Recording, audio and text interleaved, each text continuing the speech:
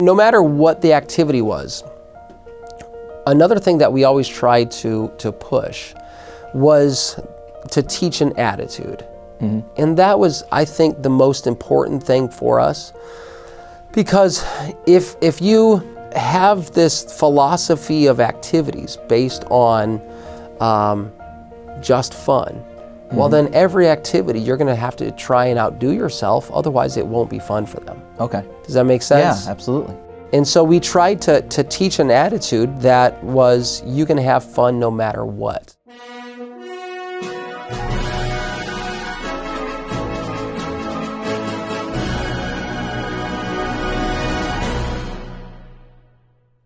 Welcome to another edition of Maverick University. I'm your host, David Hallberg. Joining me today is Pastor Mick Hall.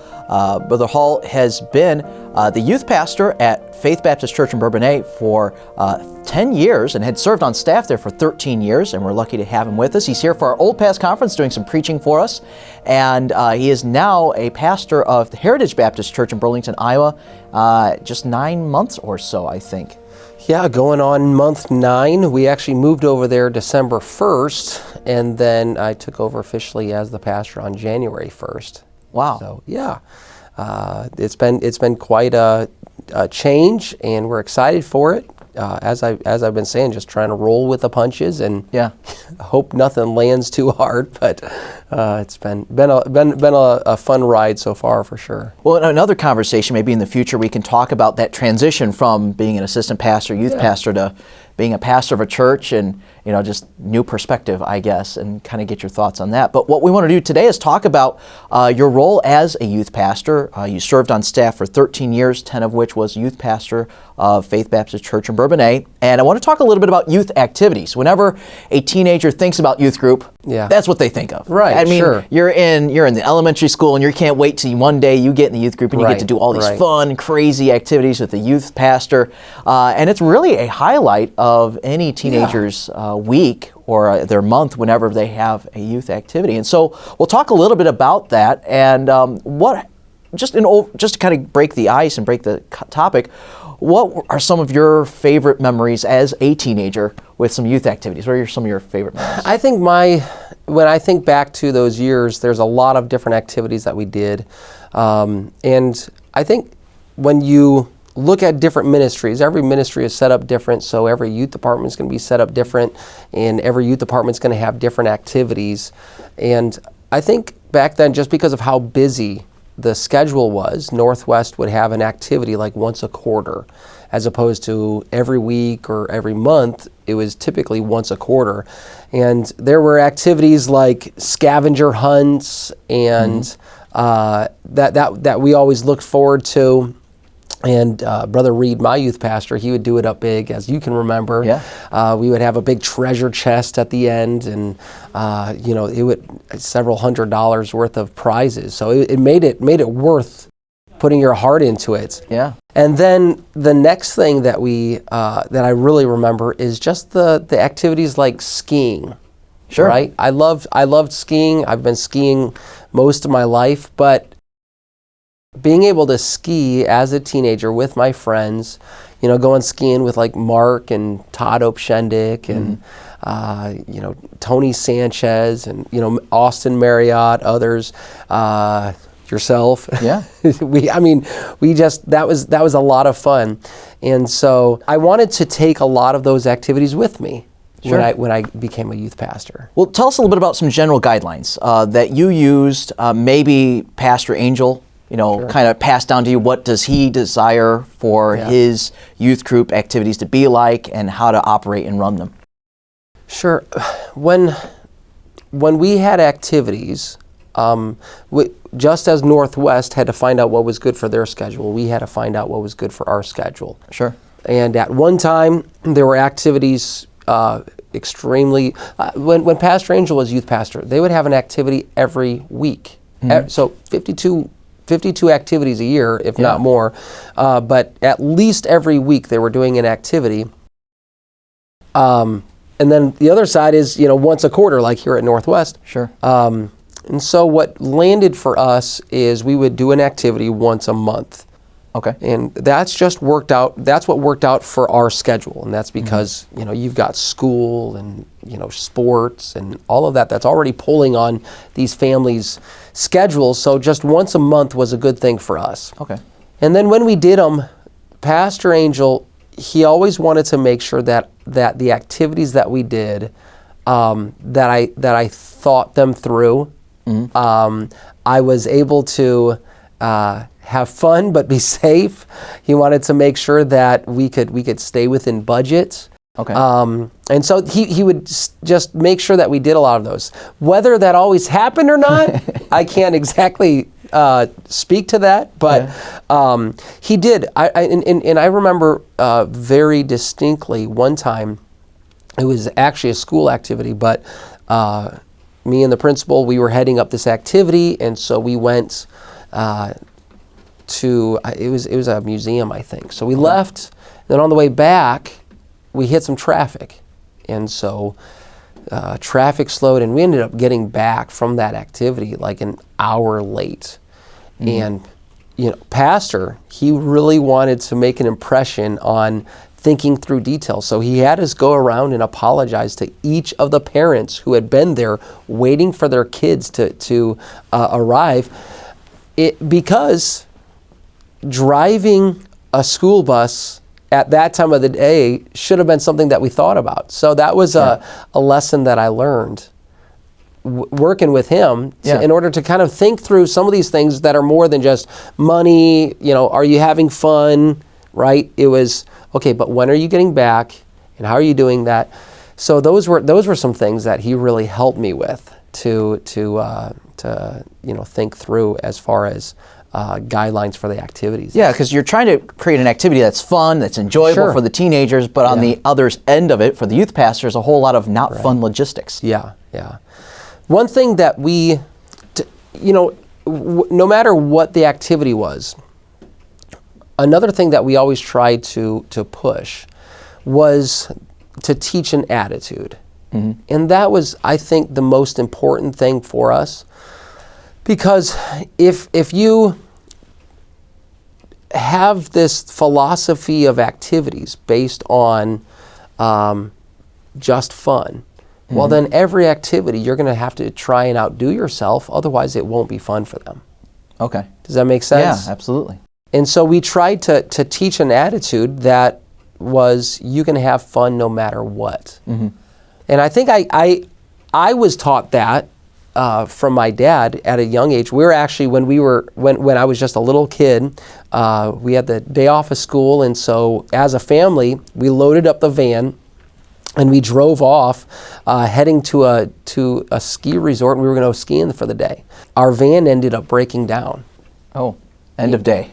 Well, yeah, that would, end of day, end of fun, it's terrible, right? So we go and we're at a mechanic shop, we're sitting there, and they were, fixing out whatever it was as fast as they could, and we're sitting there, and, your first thought is, this is horrible. What are we going to do? And I remember Dad took out 2 pennies. And what he did is he gave me a penny, he kept a penny. He said, all right, let's see who can flick this penny closest to the water, or to the wall. So he took that penny and he'd flip it towards the wall, and then I would take mine and I'd flip it to the wall. We sat there, we ended up doing that silly little thing for an hour, and we had the time of our lives. We were not skiing, we were not, flying down the slopes, but we were having the time of our lives. And that was something my dad taught me. And so that was something that I wanted to do. And so I would, before we had any activities or whatever, I would say, hey, no matter what we're doing, we're going to have fun. Yeah. And I would tell them that story. I said, doesn't matter if we're flipping pennies towards a wall, or if we're going skiing, or if we're going to Great America, we're going to have fun. But I then had to model that. So when things were going bad, I had to decide that I was going to roll with that and find a way to have fun. You have different kinds of attitudes in a youth group. You'll have the too cool to have fun attitude. Right. You'll have the I'm bored, can we go home now attitude. Sure. And basically what you're trying to describe is, I don't need to entertain you. Yeah. Entertain yourselves. Sure. Why does a youth pastor have to be the one to create fun when the teenagers can create their own, but obviously within rules, right, and constraints. And that's what we try to do. But when it came to the actual activities, you can't just, have the kids, every activity, we're just going to flip a penny towards a wall and you better have fun or else, Yeah. So you have to then prepare. Sure. So what we would do is I'd find out some activities, and I think it's important to be fresh with your activities. Now, not every activity has to be brand new, something, shiny and new, but you have to have some new activities. You can't just reheat the old ones, otherwise, they're not excited about it, and while they try to maintain a good attitude, they're just not excited because it's old. They've already done this. So I always try to do a lot of work, do a lot of research, try and use what little creativity I have to develop an activity, and I would try and plan through all of the rules and all of the stipulations, and of course when you're dealing with teenagers, you have to think outside of the box with everything they might do. So, but we would do that, and in order to have a good activity, you have to be ready for it. Yeah. So you don't show up and then, the activity's at 5 o'clock, so I'm going to show up at 5 o'clock and then start getting ready. Then everybody's just standing around. You got to put the time in beforehand and get everything ready, get everything organized, get it set up. You may have to get people to help you with it. Get some chaperones to make sure that everything is safe and there's no issues that could happen. But those are just some things that you gotta work through, and I think most youth workers do. But again, I go back to that attitude of cultivating a group that's willing to have fun no matter what. I would say is the important thing to do. What are some activities that were pretty much annual for you? We didn't really have many annual activities. We would have activities where every now and then I'd pull it back out and do it again. But I didn't have very many annual activities.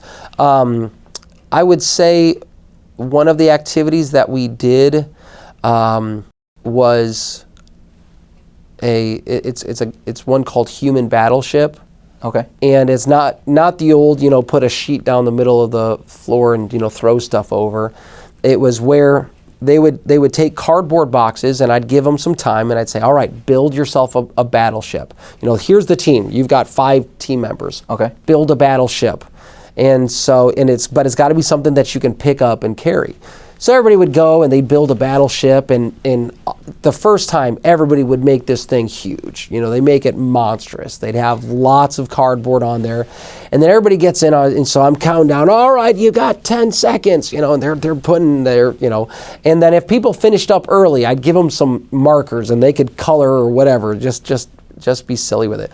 So then they jump in the battleship, and they're ready to move around. Well, one person in the battleship has a blindfold, and you put the blindfold on their eyes, and that's the gunner. And they have to go around and they have to pick up a ball, give it to the gunner, and the gunner who's blind, they point him to wherever, and he would throw the ball. And then if he hits another battleship, somebody in the battleship has to get out. Okay, so it's kind of like dodgeball. Yeah, essentially.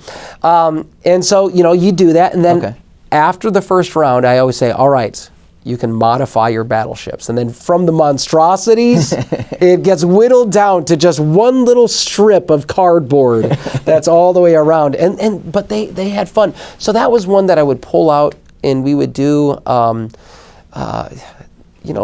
slip and slide kickball and, things like that. But I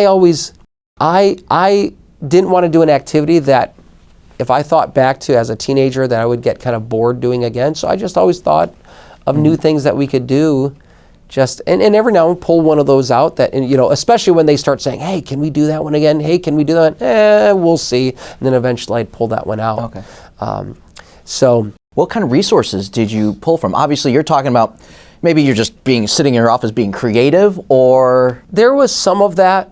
There was a couple of games that I came up with that was a lot of fun, but most of them they were about watching online, finding new activities that somebody might have videoed and put on YouTube or wherever else, talking to other youth pastors.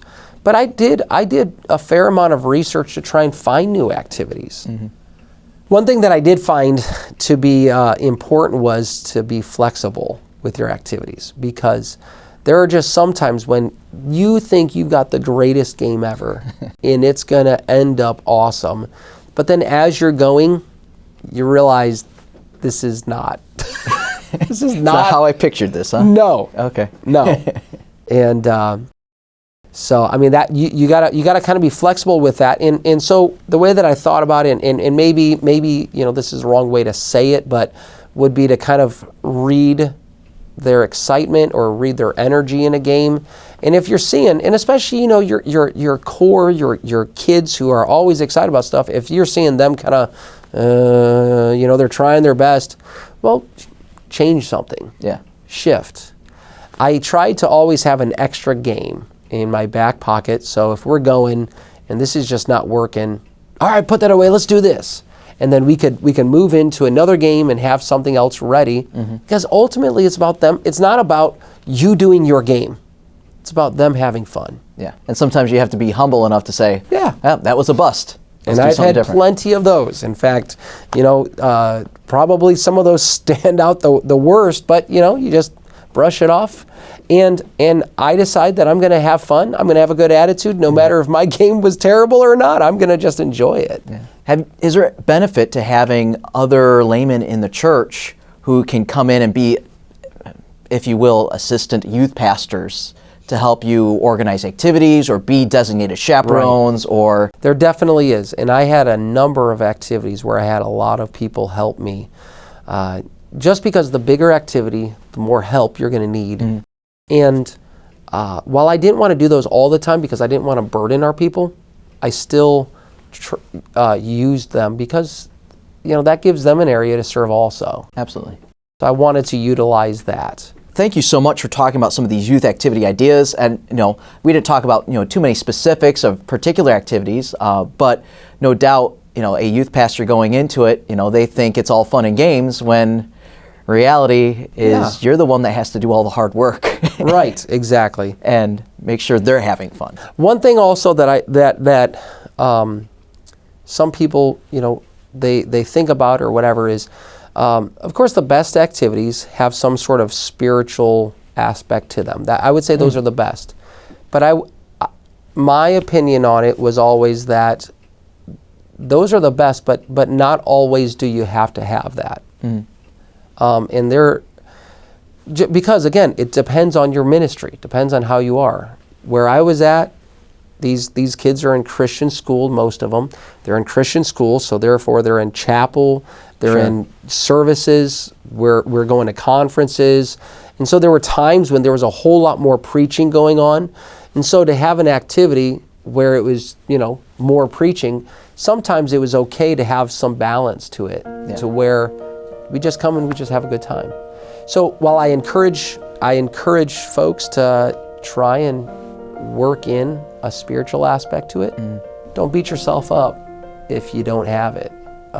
Because sometimes, just in the schedule, sometimes it's okay to take a step back, take a break, enjoy that, especially, right after coming to camp or something like that where you've had a lot of preaching, to let them kind of have that balance of fun. Perfect. Thank you so much for joining us today. And if you want to check out our other episodes, check out our YouTube channel and our audio-only platforms as well. And you can find other topics that will definitely help your ministry. Thanks so much for joining us.